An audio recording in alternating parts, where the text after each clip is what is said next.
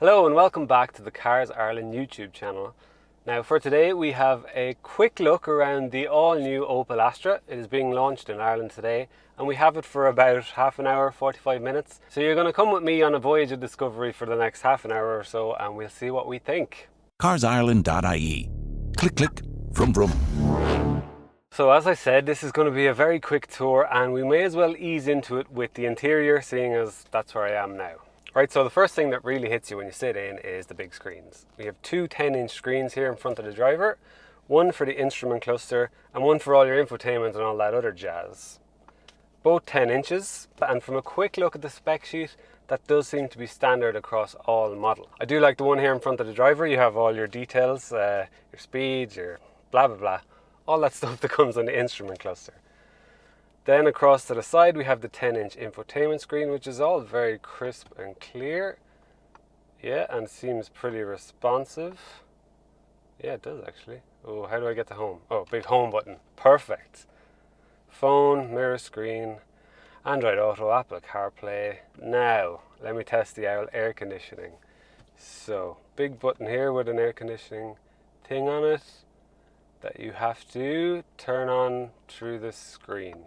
Okay, so that's through the screen. So it seems to kind of chop and change between the screen and these buttons depending on what you want to do. Not too bad, it's not all in the screen, which is always a good thing. This one has heated seats, which I won't turn on today because it's quite warm. And a heated steering wheel on this model too, always greatly appreciated in winter. I do like the steering wheel, looks quite nice. You have your buttons here on the side for your adaptive cruise control, your volume, your phone, your microphone. You have a slidey panel to put your phone, I suppose. You have two USB ports, one for charging and one for data, 12-volt charger. You have some storage in the armrest cubby as well. So to lift the interior, because maybe it is a bit dark in here, you have some red accents on the door. They're also on the dash. You have some nice design across the dash too. Feels nice and soft as well. Wouldn't have any major complaints on the materials. Steering wheel feels nice, most importantly. Nicely padded up here.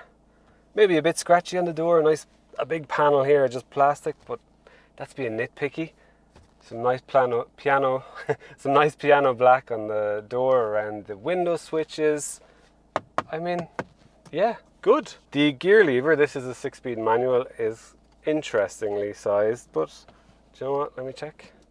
No, it feels okay, feels good. It's chunky. It's a chunky gear stick. Seats are very nice too. They look quite good. They're kind of half leather and fabric. Good bolstering. Feel nice. Feel very comfy in the few minutes I've been in here.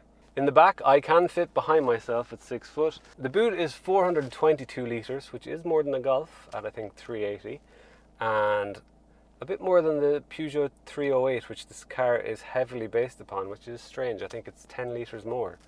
So good boot space. Okay, well, maybe I'll take it for a spin because there's not a huge amount of time left and we want to figure out what's what. Right, this is going to be very one-takey, so bear with me. Right, popped it in reverse. As I said, 6-speed manual. The beeps are beeping at me. We have a full 360 camera and a very nice high-def camera on this too. So if we reverse out, yep, all good, all good. Right, so there you go, reversing, easy. Moving off, not so much. Right. Right, let's get our ducks in a row. So, I have the 1.5 diesel, 6-speed manual with 130 brake horsepower. And this is a bit of a novelty. I've not driven a diesel in quite a while. A diesel press car, and I can't remember the last time I've driven a manual either. So it's a bit of a return to basics here. Right, ramp coming up. Let's test the suspension. Can't complain there. We're leaving a hotel here, if you can't imagine, so lots of ramps. But so far, so compliant. Oh, maybe that one a bit. That was a higher one, that caught me out. Steering is light without being too light. It's good sense of what's going on, good feel as well.